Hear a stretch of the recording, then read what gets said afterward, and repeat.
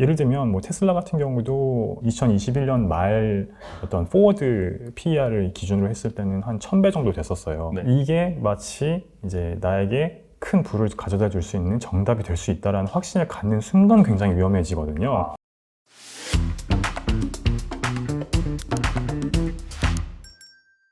미시간 투자자문의 김태훈 대표님 모셨습니다. 안녕하세요. 안녕하세요.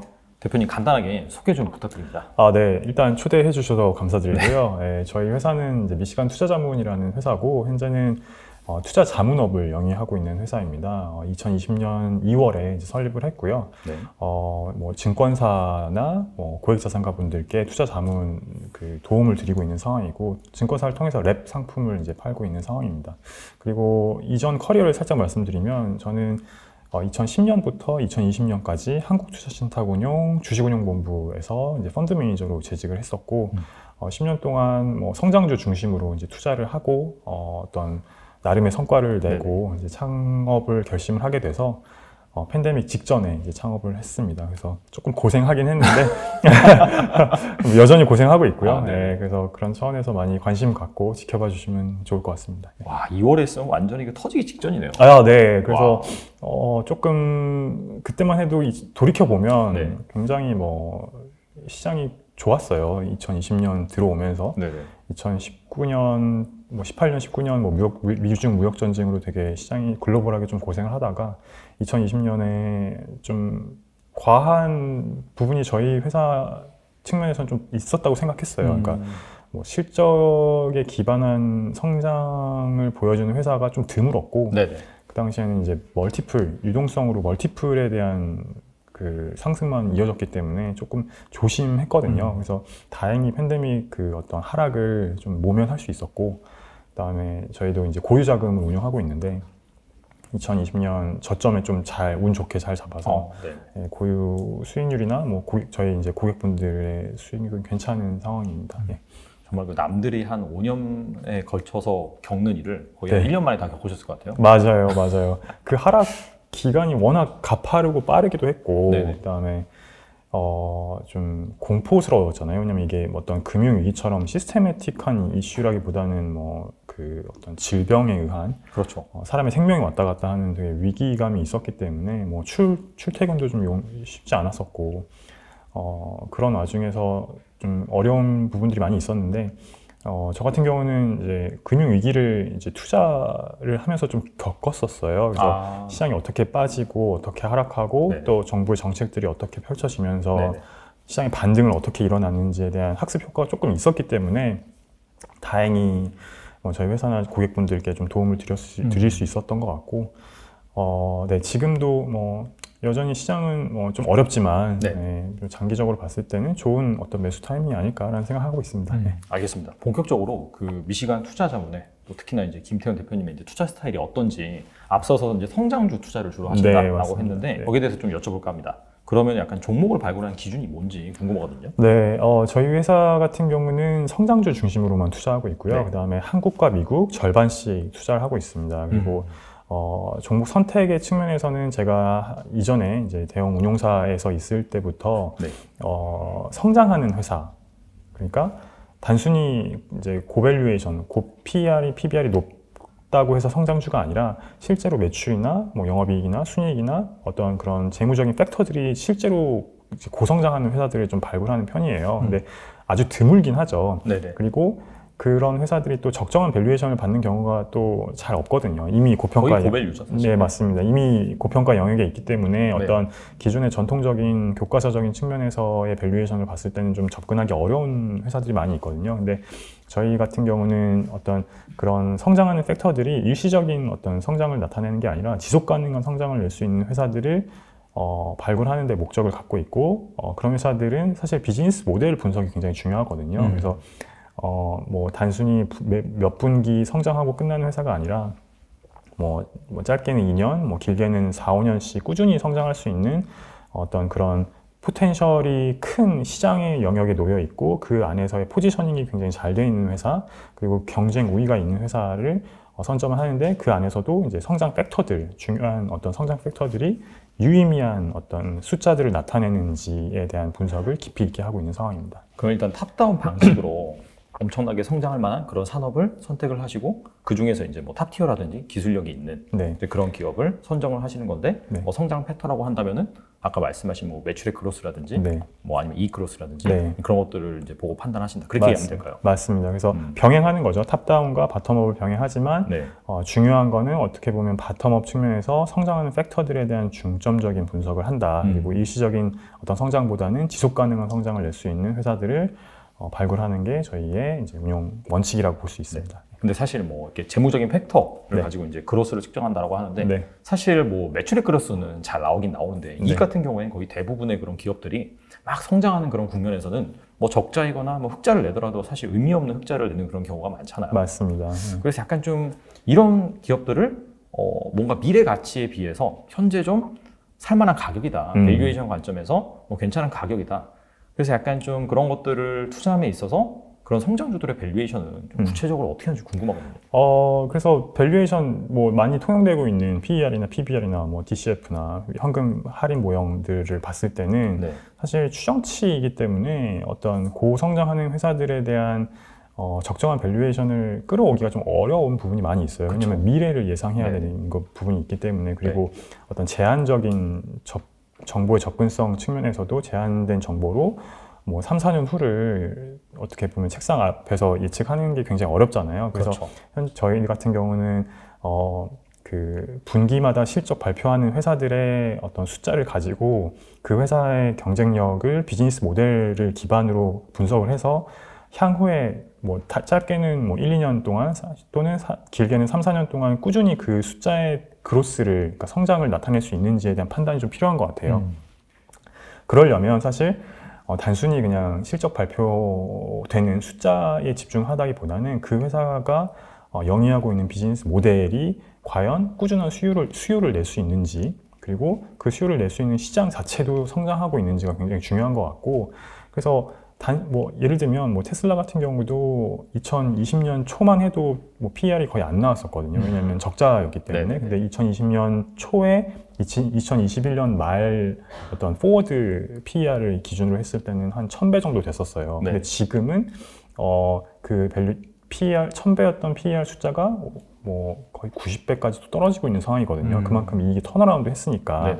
그리고 추정치도 계속 올라가고 있는 상황이고 그래서 좀 동태적으로 그 숫자에 대한 분석이 좀 필요한 것 같아요. 밸류에이션을 뭐 당장 뭐 지금 비싸서 또는 너무 높아서 접근을 안 한다기보다는 현재 그 회사가 영위하고 있는 비즈니스와 그리고 영위하고 있는 시장 자체가 꾸준히 성장할 수 있다면 그 성장률 자체가 둔화되지 않고 오히려 가속화된다면 지금 당장의 밸류에이션이 중요하다기보다는 향후 뭐 2, 3년 후에 어떤 그 회사가 이미 성장한 이후에 가져올 수 있는 밸류에이션을 조금 감안해서 투자를 하는 편입니다.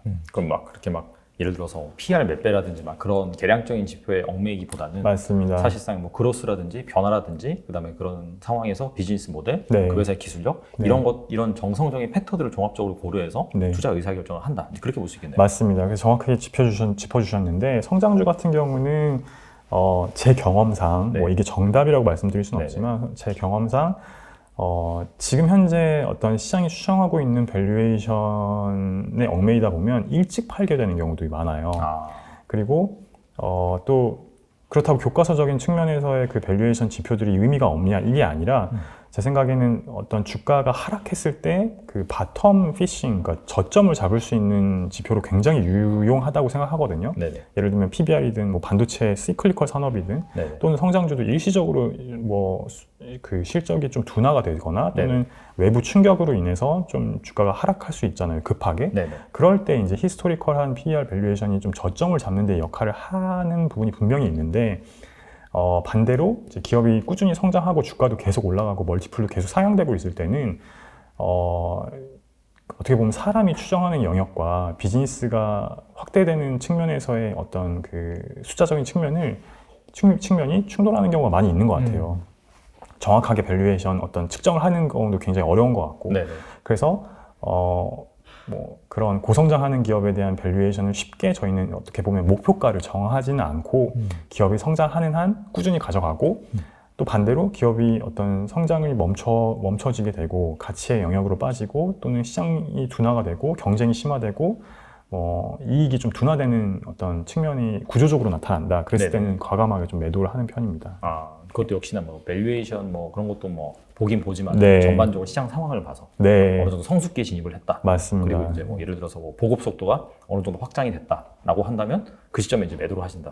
그렇게 네. 이해하면 될까요? 대표적인 얘기가 애플이죠. 애플 네. 같은 경우는 뭐 미국 주식 투자하신 분들은 이미 아시겠지만 뭐 시가총액이 3 트릴리언이 넘어갈 듯 말 듯 하고 있는 상황이잖아요. 꾸준히 과거 3년 동안 올랐고 매년 뭐 한 15% 또는 올해 같은 경우는 뭐 한 30% 이상 올랐는데 성장주 투자하는 관점에서는 사실 애플은 투자에 좋은 기업은 아니라고 생각해요. 왜냐하면 실제로 매출 성장률이 지난 3년 동안 거의 플랫했어요. 나오지 않았거든요. 그 네네. 이유인즉슨 이미 많은 분들이 스마트폰은 다 쓰고 계시고 그 다음에 애플의 매출에서 차지하는 그러니까 이익 기준으로 차지했을 때 한 제가 생각했을 때 65%, 70%가 다 아이폰에서 나오거든요. 근데 그 이익 성장이 이미 둔화된 지 한 3, 4년 됐어요. 네네. 그럼에도 불구하고 애플 주가가 올랐던 거는 사실 이제 적극적인 주주 환원 정책에서 나오는 이제 뭐 자사주를 매입해서 조 단위로 매입해서 소각해서 이제 ROE를 높이면서 밸류에이션을 올렸던 거지. 그렇죠.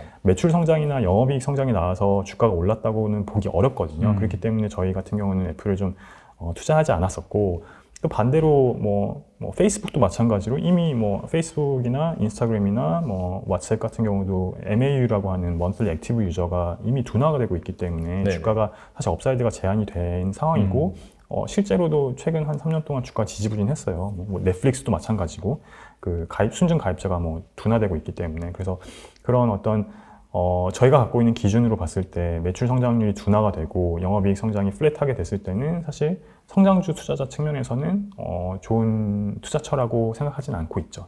저 갑자기 궁금한데 네. 언제부터 테슬라 투자하셨어요? 그 대형 운용사에 있을 때 주식 투자를 할 수 없었기 때문에 네네네.